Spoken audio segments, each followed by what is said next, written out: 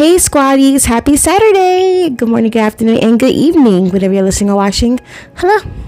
Be sure to check out memberships. You can join if you're interested. You'll be in the company of equally amazing squaddies. And just like with all my information, I'll put the links inside the description box. Thanks! The Duke and Duchess of Sussex, day one of their 3-day visit to Nigeria was everything. They were invited by Nigeria's Chief of Defense Staff, General Christopher Musa. Their visit is part of a series of events linked to the Invictus Games, the sporting event for injured servicemen and women founded by Prince Harry, which celebrates its 10th year anniversary. And it looks like Archwell Foundation shared an update on their website regarding their visit in Ajuba. It says, "Hello from Nigeria. Today, Prince Harry and Meghan, the Duke and Duchess of Sussex, visited Lightweight Academy in Abuja, Nigeria, to launch its first ever mental health summit, the result of an expanded partnership between the Archwell Foundation and the Gimme Foundation. The couple were warmly welcomed by ceremonial dancers and young people before touring the campus and joining the summit. Addressing the group of 200 students, the Duke and Duchess highlighted the importance of caring for our own well-being and creating space to prioritize our mental health and those around us. Over the next 3 days, students will engage in various activities and discussions designed to offer resources and assistance for their mental well-being, including sessions on enhancing emotional well-being during adolescence and how to identify and manage stress." Following the discussions, the Duke and Duchess visited the recipients of Jinko's David Oyelowo Leadership Scholarship for Girls, which provides full tuition, healthcare, and social and psychological support to young female survivors of terrorism and gender inequality in Nigeria. In 2023, the Archwell Foundation supported girls' education and health in Nigeria, collaborating with the Jinko Foundation to send school supplies and menstrual products to 2,500 girls in the region, addressing their critical needs and contributing to long-term sustainable solutions in their lives. An estimated 37 million women and girls in Nigeria experience period poverty, unable to access or afford menstrual hygiene products. As a result, millions of girls in the country miss school every month, crippling their educational advancement. The Duke and Duchess will continue to support this prolific partnership with the Jinko Foundation by providing hygiene products to 1,500 girls and pregnant women through their foundation. We are pleased to announce the expansion of this partnership to include mental health resources and training for teenage girls and boys across Nigeria, where, like so many other countries, stigma still has a stronghold. With this expansion, Jinko will hold summits designed to provide the necessary information, skills, and coping mechanisms to thrive. The foundation thanks the Lightweight Academy and Abuja community for their gracious and warm welcome to Nigeria. And what a welcome it was. Oh my goodness. So welcoming. Like, it felt like they came home and they were just welcomed by just their family members, like their family members and loved ones and dearest friends. And oh my gosh, it was just so beautiful, and it just warmed my heart and my entire mood. Like, it was healing just watching that. Like, it warmed my heart so much and it just lifted my spirits. And I'm pretty sure you all agree as well. That's if that made you feel that way. Now, if you're hate watching, because I know that there are some hate watchers out there, those comments mixed in with the beautiful comments, you guys are crazy. Anyway, back to what I was saying. It's just beautiful, and it's so exhilarating just watching all this in like real time. And I mean, I know like most of us, or maybe some of us, get to see this in real time. I got to see it in real time today, and others I've seen like pictures and videos as well from hours ago.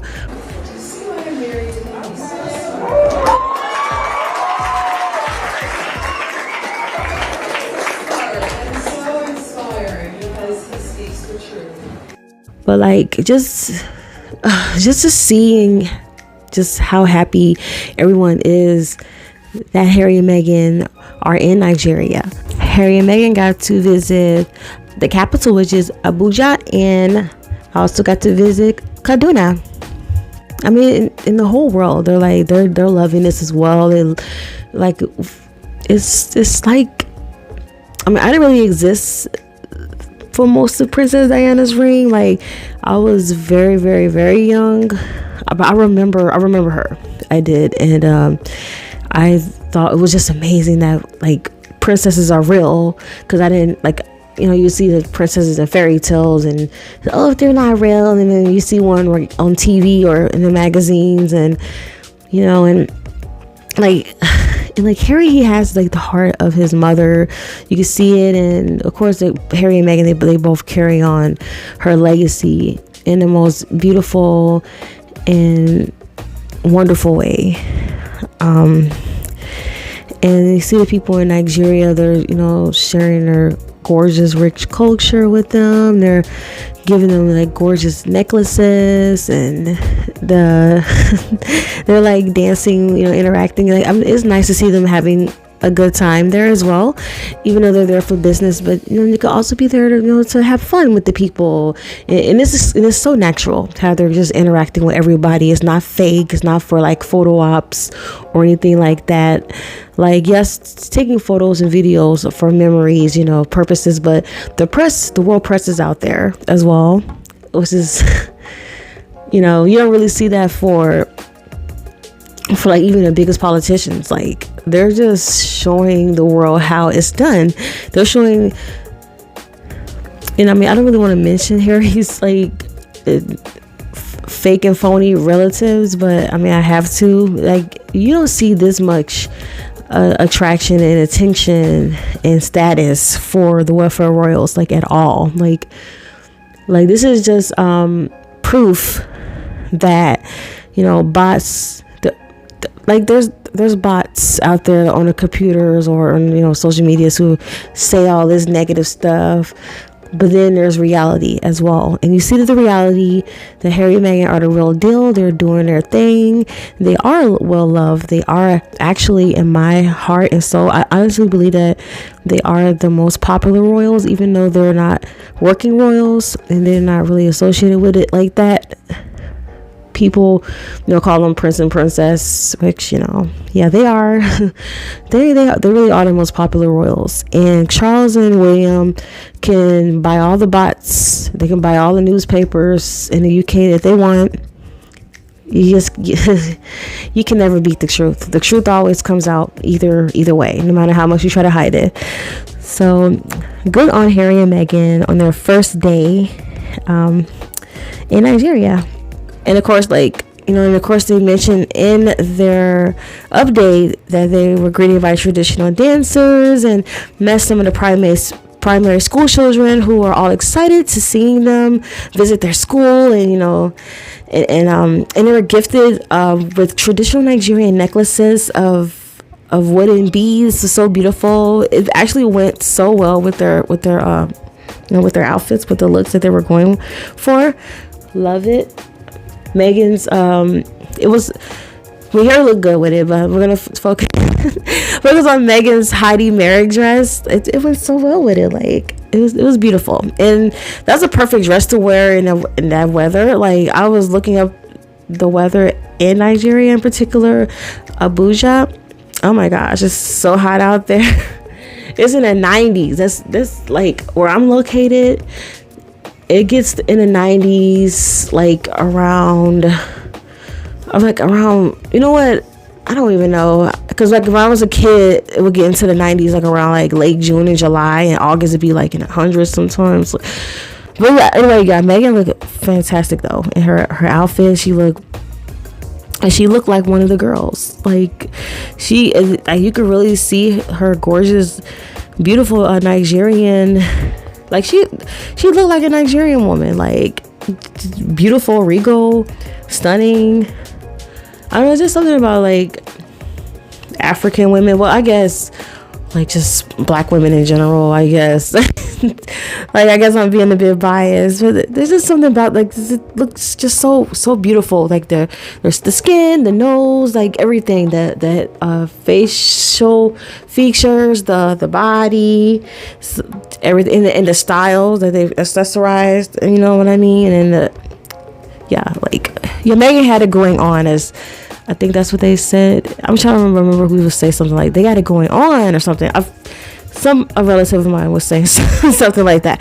But yeah, gorgeous.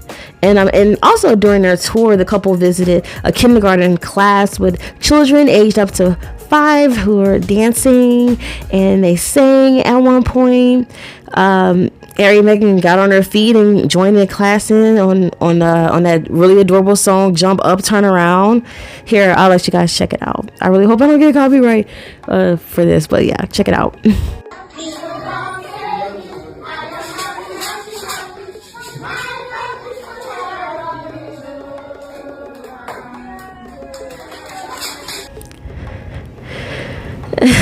So freaking cute.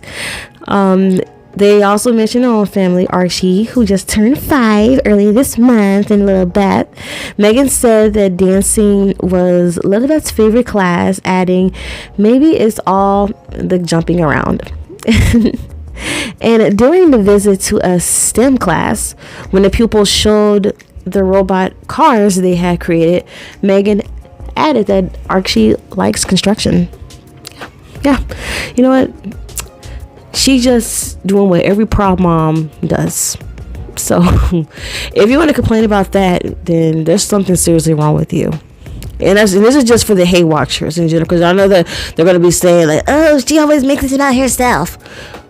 Okay, so are you want a cookie? Why are you jealous? But yeah, when told by the class that they would be showing the robot cars in class one day, Meghan said, we will have to come back for the exhibition. I bet those kids were just so excited when she said that. Harry also met with wounded soldiers and their families, and what Nigerian officials have said is a show of support to improve the morale of the soldiers, including those fighting a 14-year war against Islamic extremists in the country's northeast. And there's actually another update, but this time is on the Sussex.com website, and it's regarding Harry's trip to Kaduna. And it reads, Prince Harry, the Duke of Sussex, visited Kaduna to spend time with wounded and injured service members at 44 Nigerian Army Reference Hospital. The Duke was greeted with a traditional Nigerian welcome by Senator Uba Sani, governor of Kaduna State, which included a performance from the local dancers and the exchanging of warm greetings and gifts. He then traveled a short distance to the 44th Nigerian Army Reference Hospital, where he joined Col Ines Anachuwu, the Chief of Medical Director, on a tour of the facilities. Designed to help wounded servicemen and women recover after injury, the hospital includes a leading physiotherapy gym and a high-tech prosthetics lab, which offers state-of-the-art replacements to those who have lost limbs. A donation offered by Germany that has been transformational for on-site prosthetic fittings. Prince Harry met up with around 50 courageous soldiers across 2 wards, hearing about their stories of service and sacrifice and wishing them all a speedy recovery. 2 of the men he had seen at last year's Invictus Games, and their smiles were a reminder of what they'd seen was possible post-injury. As the Duke bid farewell, he received an array of thoughtful gifts symbolizing the deep gratitude of all those he met. His time in Kaduna was more than just a visit. It was a tribute to resilience and a hopeful outlook for Nigeria's heroes. Prince Harry thanks everyone for the warm welcome he received in Kaduna and was especially pleased to be able to congratulate Princess Awuwu since her graduating from the Royal Military Academy, Sandhurst, this past April. Just so beautiful. And such just a courageous visit. I'm just looking at these pictures and it's giving Princess Diana. Like Harry is his mother's son through and through. The way the way he speaks to everyone, and including people who probably, I can't speak for everyone, but like I'm sure like there's people who lost limbs and they feel like that they're not human anymore or the same person that they are, even though they still are humans and the same person, but they feel, okay, no longer have this arm, this leg, or this hand, and I don't feel like myself. So, but Harry, like, he talks to you in a humane level. I mean, you know what I mean. You know what I'm talking about, right? Like, Harry, like, he's not judging you, if that makes any sense. Like, even like based on these pictures and videos I've seen of him, like here, but also in other videos and pictures of the Invictus games, like it's just like you're hanging out with your friend or your brother or a cousin, or like, you know what I mean? You know what I'm saying? Like, I love that. That's so beautiful. And he truly understands, like, he, like, on a personal level, he's battling in Afghanistan with, alongside of, some of his comrades and who lost limbs as well. And I actually Google searched some old photos of Princess Diana from back in the day, just seeing her interact with just everybody in general. This is exactly how, like, what Harry is doing. Like, it's the same vibe, the same energy. This is genuine. Is oh my gosh, I'm just getting teary-eyed. It's so beautiful, like how people are like, girl, get yourself together. Like, it's beautiful. Okay, like, I love that so much. I wish that, I mean, that's like the most beautiful thing about, like, humanity and the human race. I know there's good and bad people, but I love that the good outweighs the evil out there.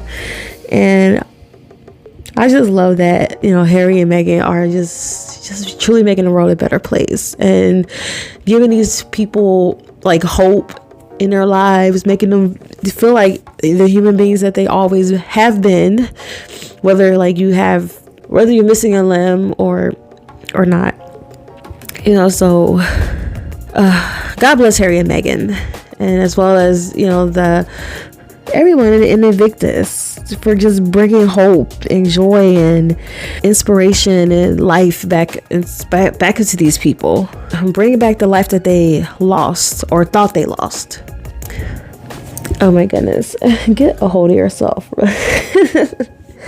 And shout out to Misan Harriman on these beautiful photos. Like, he's just so powerful, so touching, so inspirational.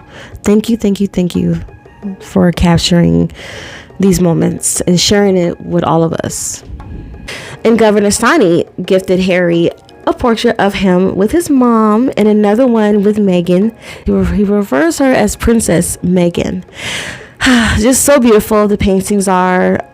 I think that just the fact that they're not photos but they're paintings, it's so meaningful and personal, because it's from the hard work from someone else's hands, their vision, their heart, and their soul, and they took the time to do such beautiful paintings.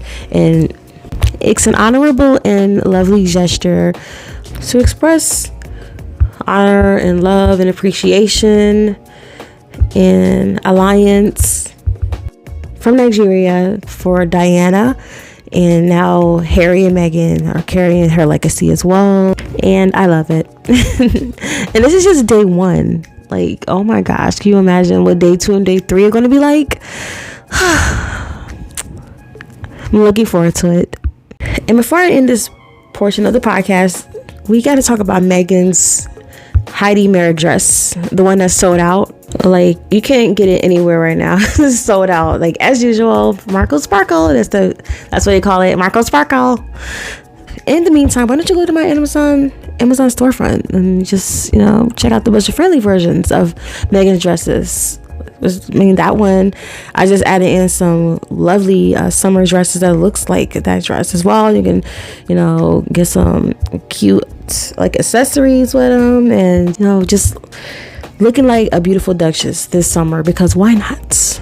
I mean, we all deserve to look our best. And I'm not just gonna just put any kind of budget friendly outfit on there, because I know there's some clothes that just don't even look the same as it does from the pictures, and none of them look like a sack of potatoes. Like on Shein, sometimes you get something that looks nice, and then sometimes you get something that don't look anything like the picture. So if you have time, just check out my Amazon storefront. I have the link in the description box. And now it's that time again for some Well for Real skits. And trigger warning, Horse Miller, Cow Miller, Camilla's face is going to show up here. So hit it, Horse Miller. This podcast is sponsored by Hey Mist, where the breeze will lead you onto the lap of your very own married middle-aged father of two. Buy it at your local Staffora or at an available Amazon storefront today. Hey me.